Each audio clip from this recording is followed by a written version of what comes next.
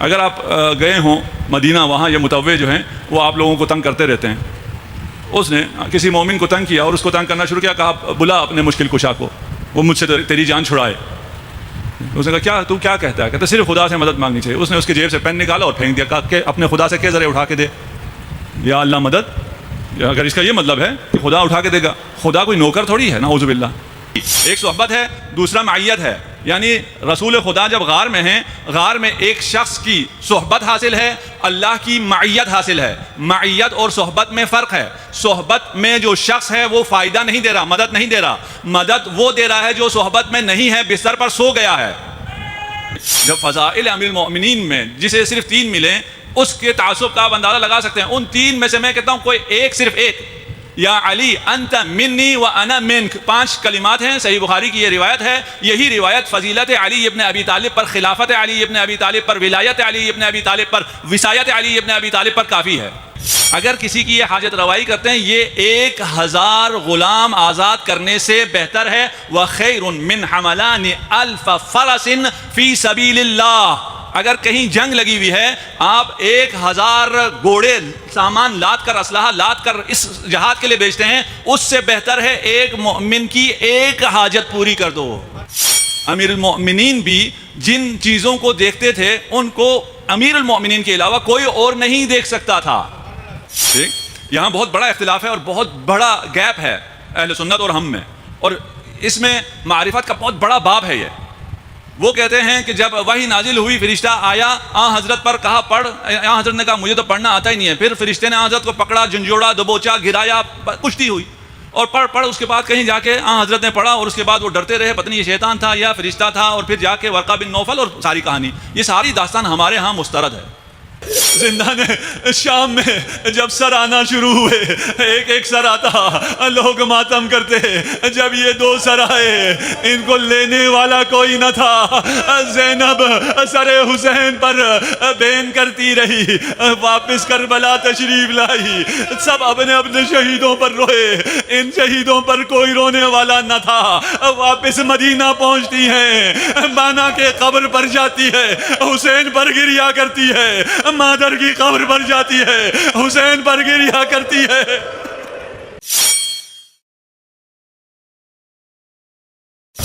داستان حضرت موسیٰ میں ایک اہم حادثہ پیش آیا، اور حضرت موسیٰ کے ہاتھوں ایک مصری قبطی کا قتل ہو جاتا ہے. اس قتل کی داستان تورات نے بھی نقل کی اور قرآن نے بھی بیان کی. ہم نے دونوں روایات اور دونوں بیان ہم نے سامنے رکھا.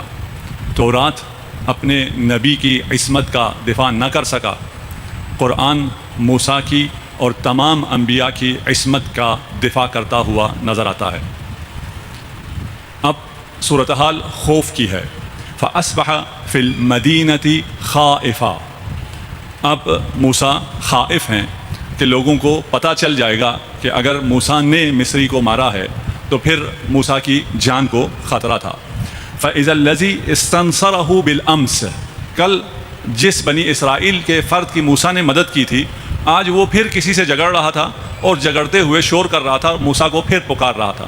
پہلے وہ استغاثہ کر رہا تھا، اپنی جان بچانے کے لیے موسیٰ کو پکار رہا تھا.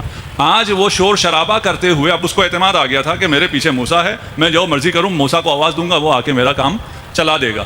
تو ایسا ہوتا نہیں ہے. یہ ہم لوگوں میں بھی یہ توہم ہے. ہم بھی یہ سمجھتے ہیں کہ ہم جو مرضی کرتے رہیں، ہم مدد کو پکاریں گے تو مولا مدد کو آ جائیں گے. مولا آپ کی ضرورت کے وقت مدد کرتے ہیں. اگر اس نقطے کو ہم سمجھ لیں کہ مولا ہماری کب مدد کرتے ہیں، مولا کی مدد کا مطلب کیا ہے. اگر آپ گئے ہوں مدینہ، وہاں یہ متوع جو ہیں وہ آپ لوگوں کو تنگ کرتے رہتے ہیں. اس نے کسی مومن کو تنگ کیا اور اس کو تنگ کرنا شروع کیا، کہا بلا اپنے مشکل کشا کو، وہ مجھ سے تیری جان چھڑائے. اس نے کہا تو کیا کہتا ہے؟ کہتا صرف خدا سے مدد مانگنی چاہیے. اس نے اس کی جیب سے پین نکالا اور پھینک دیا، کہا کہ اپنے خدا سے کہ ذرا اٹھا کے دے، یا اللہ مدد. اگر اس کا یہ مطلب ہے کہ خدا اٹھا کے دے گا، خدا کوئی نوکر تھوڑی ہے، نعوذ باللہ. امیر المؤمنین آپ کے اس قسم کے کاموں کے لیے تھوڑی ہیں. ہم یا علی مدد کہتے ہیں کہ اے علی تو ہماری نصرت، ہماری خدمت کو قبول فرما. یا علی مدد کا مطلب یہ ہے کہ ہمیں قبول فرما، قربانی چاہیے تو حکم فرما. یہ یا علی مدد ہے. نہ کہ ہم کام خراب کرتے رہیں, ادھر کی ادھر کرتے رہیں اور پھر ہم کہیں یا علی مدد, اور پھر مشکل بھی دشمن بھی ہم سے کہیں کدھر ہے تمہارا مشکل کشا. ہمارا مشکل کشا ہے, اور جو اصل وقت ہے وقت حاجت, وہ جب قبر سے شروع ہوگی, آپ کی عاقبت ہے, وہاں ہر مرحلے پر انشاءاللہ علی آپ کی مدد کو آئیں گے. صلوات پڑھ دیجئے محمد و آل محمد. قال له موسیٰ انک لغوی مبین. موسیٰ نے کہا تو بہت برا آدمی ہے, تو نے اس راز کو فاش کر دیا, ہر جگہ تو چیختا پھر رہا ہے, ہر جگہ بتاتا پھر رہا ہے. اب یہاں پر موسیٰ خائف ہیں. موسیٰ کی نسبت خوف کی نسبت موسیٰ سے کئی جگہ پر دی گئی ہے. اسی قسم کے حالات میں رسالت مآب صلی اللہ علیہ وآلہ وسلم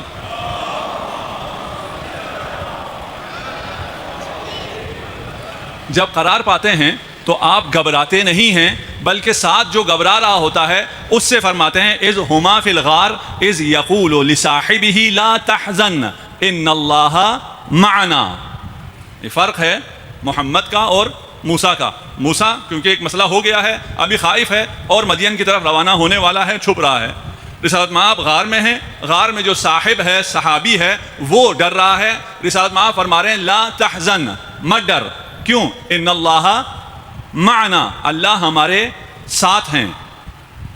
یہاں تک آگے محمد رسول اللہ والذین معہ اشداء علی الکفار رحماء بینہم. اس سے بہت استدلال کرتے ہیں ہمارے دوست, اور ہم بھی اس آیت پر 100% عمل کرتے ہیں, بلکہ ہم ہی اس آیت پر 100% عمل کرتے ہیں. آیت کیا کہہ رہی ہے؟ محمد رسول خدا ہیں, والذین معہ, جو محمد کے ساتھ کھڑے رہے, جو محمد کے ساتھ ہیں, ہم ان کے قدموں کی خاک ہیں. ہم, ہمارا خاندان, ہماری عزت, ہمارا مال, سب ان پر قربان جو محمد کے ساتھ ہیں. قرآن دو اصطلاح استعمال کرتا ہے, ایک صحبت کا, ایک معیت کا. صحبت کو کوئی فضیلت حاصل نہیں ہے. یوسف اپنے یقول لصاحب السجن, اپنے صحابی کو جو کافر تھا اور جیل میں تھا, اس کو صحابی کہا ہے. یہاں پر بھی اذ ہما فی الغار اذ یقول لصاحبہ, ایک صحبت ہے, دوسرا معیت ہے. یعنی رسول خدا جب غار میں ہیں, غار میں ایک شخص کی صحبت حاصل ہے, اللہ کی معیت حاصل ہے. معیت اور صحبت میں فرق ہے. صحبت میں جو شخص ہے وہ فائدہ نہیں دے رہا, مدد نہیں دے رہا. مدد وہ دے رہا ہے جو صحبت میں نہیں ہے, بستر پر سو گیا ہے. ہم مع کے قائل ہیں, والذین معہ, جو رسول کے ساتھ ہیں. اور یہ رسول کے ساتھ کون ہیں؟ آیت آگے چلتی ہے, یہ آیت ہمارا مورد مثال نہیں ہے, ہم آگے نہیں چل رہے. 5 شرائط ہیں, ان 5 شرائط پر جو قرآنی شرائط ہیں ان پر جو پورا اترتا ہے ان پر ہماری جانیں قربان. وہ صحیح اصحاب رسول ہیں, یعنی وہ لوگ ہیں جو رسول کے ساتھ ہر جگہ کھڑے رہے ہیں. دشمن کے ساتھ شدید ہیں, اپنوں کے ساتھ رحم دل ہیں. لیکن جو اپنوں کے ساتھ شدید ہوں, دشمن کے ساتھ آتا ہی نہ ہو. اب یہ داستان جو ہے اس میں نیا ٹوسٹ آ رہا ہے. وجاء رجل من اقصى المدینة يسعى, آل فرعون میں سے ایک شخص دوڑتا ہوا آیا ہے. قال یا موسیٰ, آ کے کہا اے موسیٰ, ان الملأ, یہ جو ہماری جماعت ہے یہ آپ کے قتل کے در پہ ہے. انی لک من الناصحین, میں آپ کو نصیحت کرنے آیا ہوں, بتانے آیا ہوں, خبر دینے آیا ہوں. اب یہاں 2 لوگ ہیں, ایک بنی اسرائیل کا ہے, ایک قبطی ہے, آل فرعون میں سے ہے. جو آل فرعون میں سے ہے وہ سمجھدار ہے اور شیعہ موسیٰ ہے, اس کا مکتب تشیع ہے. جو بنی اسرائیل میں سے ہے وہ سمجھدار نہیں ہے, بیوقوف ہے. اس کی موسیٰ نے مدد کی ہے اور وہ موسیٰ کا کام خراب کر رہا ہے. اس بنی اسرائیل کے مومن کی موسیٰ نے مدد نہیں کی ہے, وہ موسیٰ کی مدد کو آیا ہے. اگر اس تصویر کو, جو کہانی, جو پکچر قرآن آپ کے سامنے واضح کر رہا ہے کہ آپ اگر دوست بناتے ہیں تو آپ نے کس کو دوست بنانا ہے. ہم ہر روز ایک حدیث بیان کرتے ہیں اور آپ تک وہ پہنچتی ہے, آپ میں سے جو اس سلسلے کو دیکھتے ہیں. وہاں ایک حدیث ہم نے بیان کی تھی, اعجز الناس, عاجز ترین شخص وہ ہے جو دوست نہ بنا سکے, اور اس سے بھی عاجز وہ ہے جو بنے بنائے دوست کو ہاتھ سے دے دے. یہاں اب دوست بنانے کے معیار کو بتایا جا رہا ہے کہ دوستی اس سے کرو جس میں عقل ہو, جس میں عقل نہیں ہے اس سے دوستی نہیں ہے. امیر المومنین ارشاد فرما رہے ہیں, یا بنی احفظ عنی اربعا واربعا لا یضرک ما عملت معہن. یہ اربعا فی اربع کیا ہے؟ ان اغنى الغنى العقل, سب سے بہترین بے نیازی عقل ہے. واکبر الفقر الحمق, اور بدترین فقر حماقت ہے. وأوحش الوحشاء العجب، خود پسندی، غرور، انسان بالکل تنہا رہ جاتا ہے۔ اکرم الحسب حسن الخلق، یا بنی ایاک ومصادقۃ الاحمق، کسی احمق سے کبھی دوستی نہ کرنا، فإنہ یرید ان ینفعک، وہ تجھے فائدہ پہنچانا چاہے گا اور تجھے نقصان پہنچا دے گا۔ یہ احمق کہتا پھر رہا تھا موسیٰ بڑا طاقتور ہے، اس نے ایک ہی مکہ مارا، وہ بیچارہ مر گیا، وہ آپ کی تعریف کر رہا ہے لیکن آپ کو نقصان پہنچے گا۔ ایاک ومصادقۃ الکذاب، کسی جھوٹے سے بھی کبھی دوستی نہ کرنا، وہ سراب کی مانند ہے، جو دور ہوگا اسے نزدیک بتائے گا، جو نزدیک ہوگا اسے دور بتائے گا۔ اگر کسی جھوٹے سے دوستی کرو، وہ خدا جو تیرے بہت نزدیک ہے اسے تجھ سے بہت دور بتائے گا، اور شیطان اور برائیاں جو تجھ سے بہت دور ہے، تو فرش عذاب پر ہے، برائیاں تجھ سے بہت دور ہے، لیکن اگر کوئی جھوٹا دوست ہوگا تیرا، ان کو بہت نزدیک بتائے گا۔ بہت سے احادیث ہیں عقل پر، میں مختصر کر دوں، صرف اتنا بتا دوں کہ مسلمانوں کے زوال کا سبب عقل سے دوری ہے۔ اگر آپ مطالعہ کریں اور اس پر دیکھیں کہ مسلمان کیوں زوال پذیر ہوئے، کیوں اس عروج کے بعد یہ مسلمانوں کی حالت ہو گئی، اس لیے انہوں نے عقل کو چھوڑ دیا۔ جب عقل کو چھوڑیں گے اور صرف نقل پہ چلیں گے، جو کچھ کہا جائے گا، جو کچھ سنایا جائے گا اس پر عمل کریں گے، اس کو پرکھیں گے نہیں۔ اگر اس کو معیارات پر پرکھیں تو پھر مسئلہ بالکل حل ہے۔ ہمیں ولایت میں مشکل ہماری نصوص میں نہیں ہے، مشکل نفوس میں ہے۔ نہیں لیا آپ نے جملہ؟ نہیں، چھوڑ دیجئے اس کو بھی، ٹھیک ہے نا؟ جن کے نفوس میں مشکل ہے وہ یہاں نہیں ہے۔ ٹھیک، ولایت میں ہمیں مشکل نصوص میں نہیں ہے کہ نص کم ہو، ہمارے پاس نص صریح نہ ہو، نص بیانگر نہ ہو، بلکہ مشکل نفوس میں ہے۔ نفس اس قابل نہیں ہے کہ وہ ان پاک کلام معصوم کو سمجھ سکیں، ان نصوص قرآنیہ کو سمجھ سکیں، ہضم کر سکیں۔ وَإِلَّا صحیح بخاری نے صرف 3 حدیثیں نقل کی ہیں فضائل امیر المومنین میں، صرف 3۔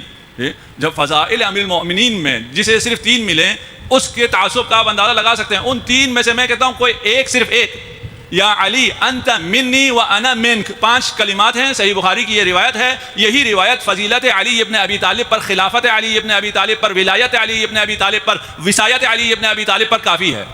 بعد از خدا بزرگ تو ہی، قصے مختصر، ہاں حضرت سے بڑھ کر تو کوئی بھی نہیں ہے۔ انچ خوبان ہمیں دارن تو تنہا داری، تمام تر فضائل کمالات سب کچھ کس میں ہے؟ محمد مصطفیٰ میں ہے۔ جو کچھ محمد مصطفیٰ میں ہے خود وہ فرما رہے ہیں کہ یہ علی تجھ میں ہے، انت منی۔ اس کے بعد کسی اور کے لیے کون سی جگہ رہ گئی؟ کسی اور دلیل کی ضرورت ہی کوئی نہیں ہے، یہی 5 کلمات کافی ہیں، تمام حقائق آشکار ہو جاتے ہیں۔ پھر انت منی و انا منک، میں تجھ سے ہوں، میری خاتمیت پر دلیل تیرا وجود ہے۔ ایسی ہستی جو کہ تمام بشریت میں محمد کے بعد افضل ترین ہے، اس لیے کہ وہ نفس رسول ہے، شریک رسول ہے، اس کے ہوتے ہوئے جب وہ نبی نہیں ہے، اس کا مطلب یہ ہے کہ ختم نبوت پر سب سے بلند ترین دلیل وجود مبارک علی ابن ابی طالب ہے۔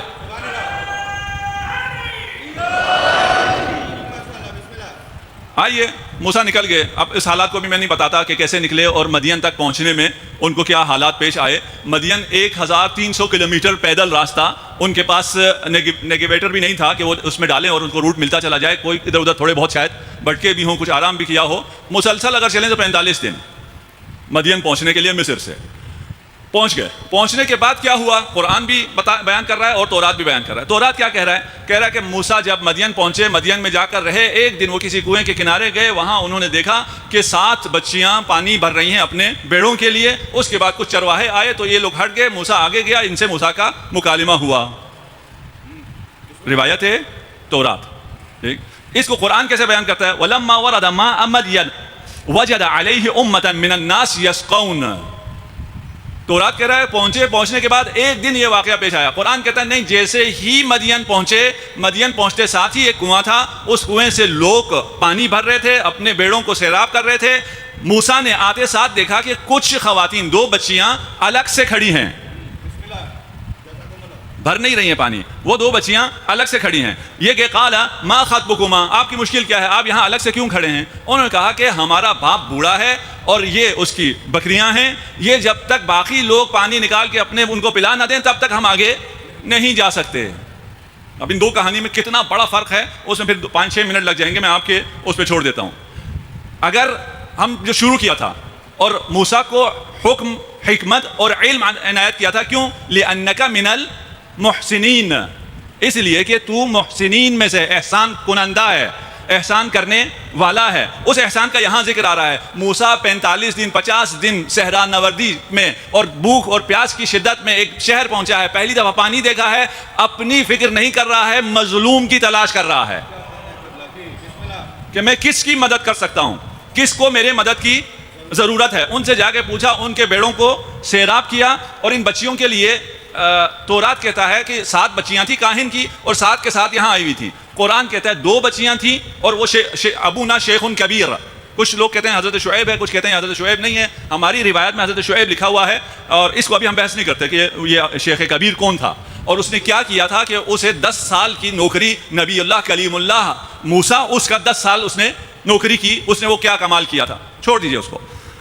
قرآن کہہ رہا ہے کہ یہ دونوں دونہم, ان مجمع سے ہٹ کر دور کھڑی تھیں. بینہم نہیں کہا, معہم نہیں کہا, فیہم نہیں کہا. یہ ان کی عفت کا بیان ہے.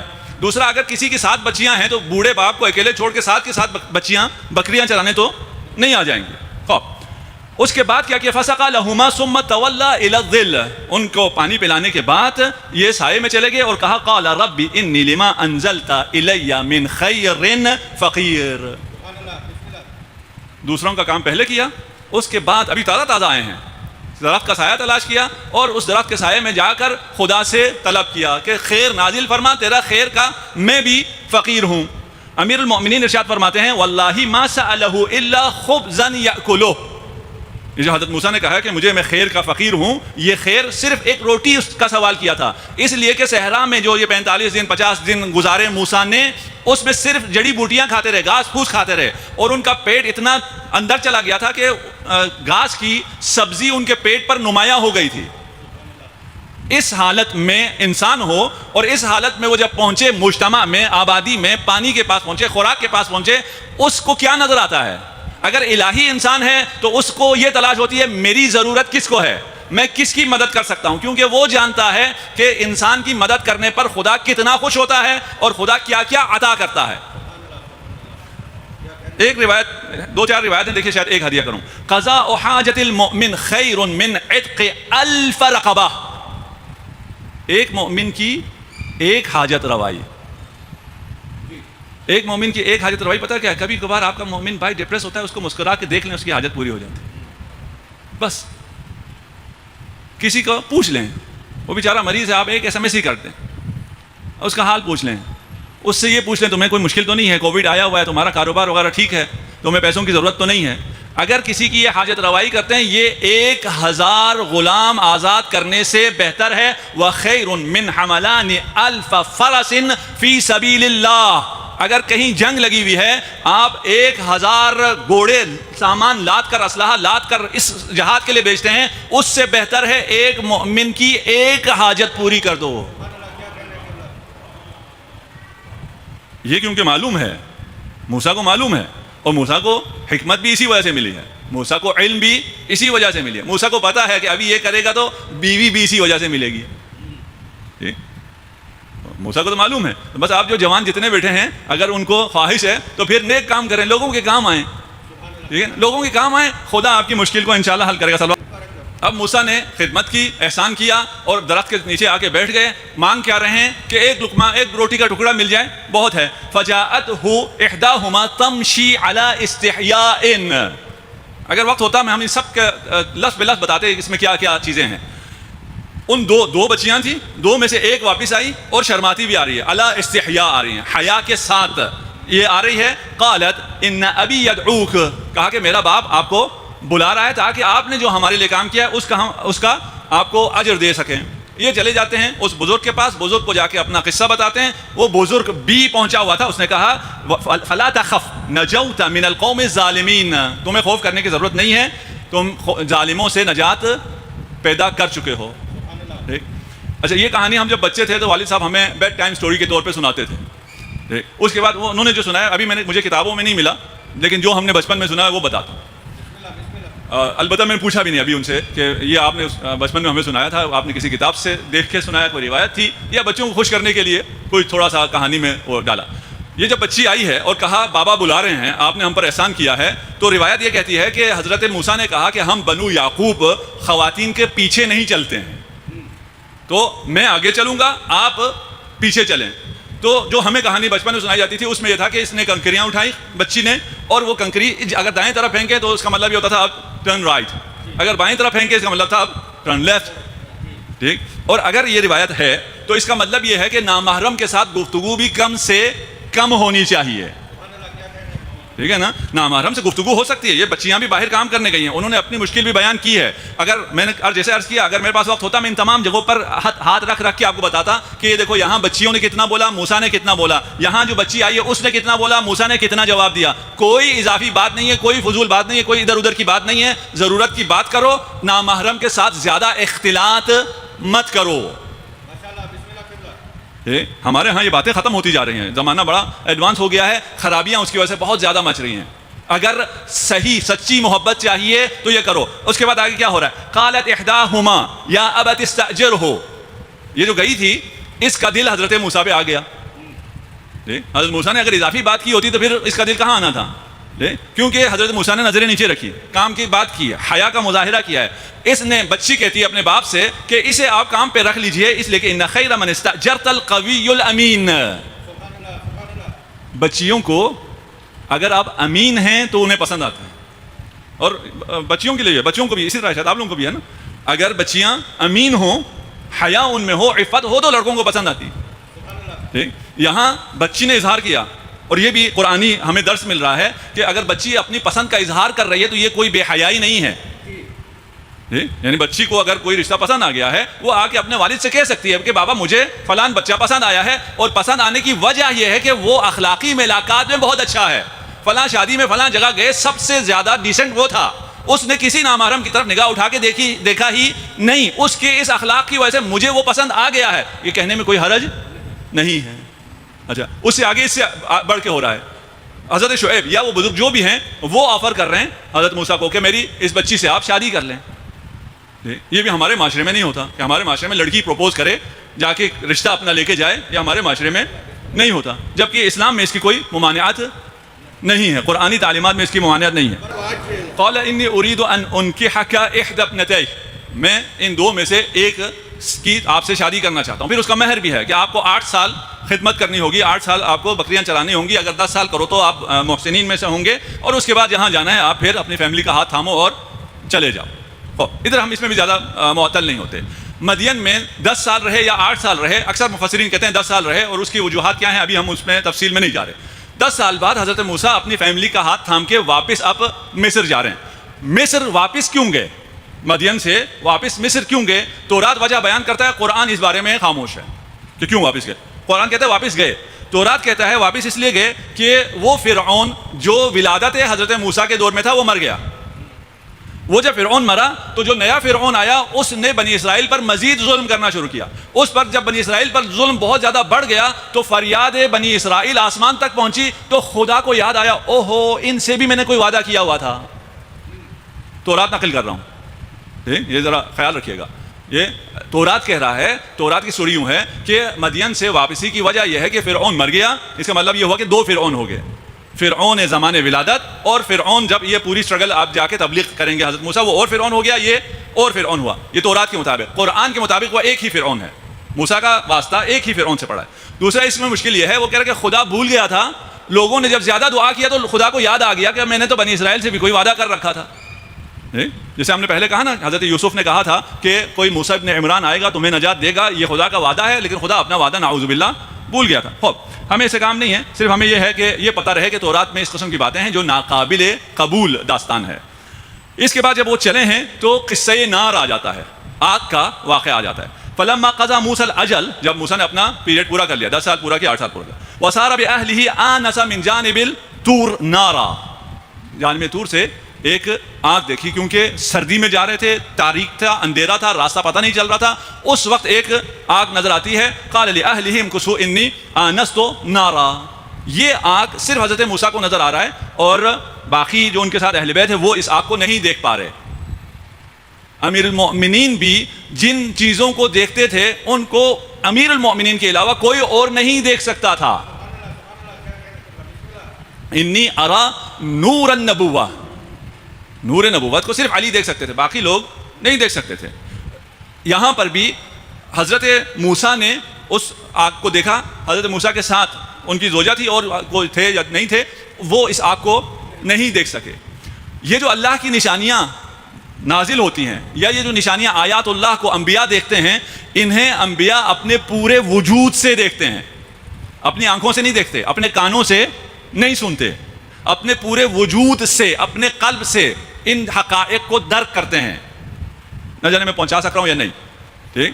یہاں بہت بڑا اختلاف ہے اور بہت بڑا گیپ ہے اہل سنت اور ہم میں، اور اس میں معرفت کا بہت بڑا باب ہے۔ یہ وہ کہتے ہیں کہ جب وحی نازل ہوئی، فرشتہ آیا، حضرت پر کہا پڑھ، حضرت نے کہا مجھے تو پڑھنا آتا ہی نہیں ہے، پھر فرشتے نے حضرت کو پکڑا، جھنجھوڑا، دبوچا، گرایا، کشتی ہوئی، اور پڑھ اس کے بعد کہیں جا کے حضرت نے پڑھا، اور اس کے بعد وہ ڈرتے رہے، پتہ نہیں یہ شیطان تھا یا فرشتہ تھا، اور پھر جا کے ورقہ بن نوفل اور ساری کہانی، یہ ساری داستان ہمارے ہاں مسترد ہے۔ ایسی کوئی کہانی روایات اہل بیت میں نہیں ہے۔ روایات اہل بیت میں علی ان تمام حقائق کو دیکھ سکتا تھا اور پورے ایمان سے دیکھتا تھا۔ رسالت مآب صلی اللہ علیہ وآلہ وسلم کو کبھی شک نہیں گزرا۔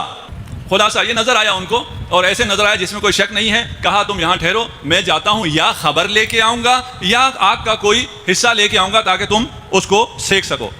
فلما آتاها نودي من شاط الوادي الأيمن في البقعة المباركة من الشجرة ان یا موسیٰ انی انا اللہ رب العالمین۔ آپ تنہائی میں جا رہے ہوں، اندھیرا ہو، غربت ہو، کوئی آپ کو پہچاننے والا نہ ہو، پھر اگر کوئی آپ کا نام لے کر محبت سے آپ کو پکارے یا موسیٰ، کتنا سکون ملے گا اس ندا سے، کیا روحانی کیفیت ہوگی حضرت موسیٰ کی۔ یا موسیٰ انی انا اللہ، اس میں بہت ظرافت ہے، انی میں بہت ظرافت ہے، پڑھیے گا اس کو، تفاسیر نے لکھا ہوا ہے، انی انا اللہ رب العالمین، میں خدا اللہ رب العالمین، عالمین کا پالنہار، تم سے مخاطب ہوں۔ فاخلع نعلیک، اپنے جوتے اتار دے، انک بالوادی المقدس طویٰ۔ اسے ہم نے کل بارگاہ علمدار میں اس آیت کو بیان کیا تھا، اگر وقت ہوا تو اس کو سن لیجیے گا، یہاں ہم بیان نہیں کرتے۔ یہ قصہ یہ موسیٰ ابھی کل بھی اسی طرح کی چلے گی، پھر پرسوں سے یہ فضائل پہ چلی جائے گی۔ اگر آپ کو تھوڑا سا یہ مسئلہ ہو رہا ہے کہ کیوں حضرت موسیٰ کی بات چل رہی ہے اور کیوں ہم فضائل اہل بیت بیان نہیں کر رہے ہیں، تو اس میں اب جب وہ واپس مصر پہنچیں گے تو مصر پہنچنے پر ہارون کی انٹری ہوگی۔ اس کہانی میں جب ہارون آئیں گے تو ہارون کے ساتھ پھر حدیث منزلت آ جائے گی، وہاں انشاءاللہ آپ کو کچھ فضائل مل جائیں گے۔ سب فرق ہے اہل بیت محمد میں اور اہل بیت موسیٰ میں۔ اہل بیت موسیٰ ساتھ ہے، وہاں انہیں پتہ نہیں چلا یہ وادی مقدس ہے، خدا کو کہنا پڑا انک بالوادی المقدس طویٰ، لیکن اہل بیت محمد جب وادی مقدس کربلا میں پہنچی، جس طرح جیسے ہی زینب کبریٰ نے قدم رکھا کربلا میں، غش کھا کر گر پڑی۔ جب ہوش آیا اور پوچھا تو کہا بھیا حسین، اس خاک سے آپ کے خون کی بو آ رہی ہے۔ بتایا گیا کہ یہ کرب و بلا کی زمین ہے، یہیں ہمارے خیمے لگیں گے، یہیں ہمارے جوان قتل ہوں گے، یہیں ہمارے بچے ذبح ہوں گے، یہیں اہل بیت کی چادریں لٹیں گی۔ اجرکم علی اللہ۔ آج ہم نے پرسہ دینا ہے زینب کبریٰ کو، جو اپنے بچوں پر نہ رو سکی، جو اپنے بچوں کو تیار کر رہی ہے، اون و محمد کو تیار کر رہی ہے۔ تم جعفر کے پوتے ہو، تم جعفر تیار کی شجاعت کے مظاہر دکھانا، تم حیدر کرار کے نواسے ہو، چھوٹے ہوئے تو کیا ہوا، کل کسی سے پیچھے نہیں رہنا، تیار کر رہی ہیں۔ روایات کہتی ہیں یہ بچے اتنے چھوٹے تھے کہ ذرا بھی ان کے جسم پر پوری نہیں آتی تھی۔ زینب نے بچوں کو تیار کیا، امام سے اذن جہاد کے لیے لے کر آئے۔ ایک ماموں اپنے بانجوں کو یوں مرنے کی اجازت کیسے دے سکتا تھا؟ بالآخرہ وہ وقت آیا جب آپ نے اجازت دی، امانات کا صندوق کھلا، امامہ جعفر تیار اور امامہ حیدر کرار اور محمد پر باندھا گیا۔ یہ داد شجاعت دینے میدان میں گئے، وہ وقت بھی آیا جب انہوں نے حسین کو پکارا۔ جب یہ شہید ہو گئے، یہاں سے حسین اور عباس گئے، ایک بچے کو عباس نے اٹھایا، ایک بچے کو حسین نے اٹھایا، اور وہ زینب کبریٰ جو علی اکبر کی شہادت پر خیمے سے نکلی تھی، جب بھی کوئی شہید آتا زینب آگے بڑھ کر استقبال کرتی. زینب کے اون محمد کو لایا گیا، زینب کہیں نظر نہیں آ رہی. پوچھا بچوں کی ماں کہاں ہے؟ جب ڈھونڈا پوچھتے خیمہ سر سجدے میں ہے. خدایا میری اس قربانی کو اپنی بارگاہ میں قبول فرمانا. ان دو چھوٹے چھوٹے پھول بچوں کو ایک طرف اون کو لٹایا، ایک طرف محمد کو لٹایا، درمیان میں مولا ہے. کبھی اون کو دیکھتے ہیں، کبھی محمد کو دیکھتے ہیں، کبھی اپنا رخسار محمد کے جسد پر، کبھی اون کے جسد پر. میں نے آپ کی زحمت تمام کر دی. بس یہ قافلہ چلا کیسے چلا آپ جانتے ہیں. جب یہ بازاروں میں سے گزرتا تھا، جب رش ہوتا تھا تو شہداء کے سروں کو لایا جاتا تھا تاکہ بیویوں کو زیادہ اذیت دی جائے. ہر بیوی اپنے اپنے سروں پر نوحہ کرتی تھی. یہ دو پھول سے سر آتے، ان پر رونے والا کوئی نہ ہوتا. اجرکم علی اللہ. خدا آپ کا گریہ قبول کرے، خدا آپ کا پرسہ ثانیہ زہرا تک پہنچائے. مشرکین پوچھتے، کوفہ والے پوچھتے، ان پھول سے بچوں کی ماں مر گئی ہے کیا؟ لیکن زینب اگر اپنے بچوں کو روئے تو رباب کو کون پرسہ دے؟ زینب اگر اپنے بچوں کو روئے تو لیلا کو کون سنبھالے؟ زندان شام میں جب سر آنا شروع ہوئے، ایک ایک سر آتا، لوگ ماتم کرتے. جب یہ دو سر آئے ان کو لینے والا کوئی نہ تھا. زینب سر حسین پر بین کرتی رہی، واپس کربلا تشریف لائی. سب اپنے اپنے شہیدوں پر روئے، ان شہیدوں پر کوئی رونے والا نہ تھا. واپس مدینہ پہنچتی ہیں، بانا کے قبر پر جاتی ہے، حسین پر گریہ کرتی ہے. مادر کی قبر پر جاتی ہے، حسین پر گریہ کرتی ہے.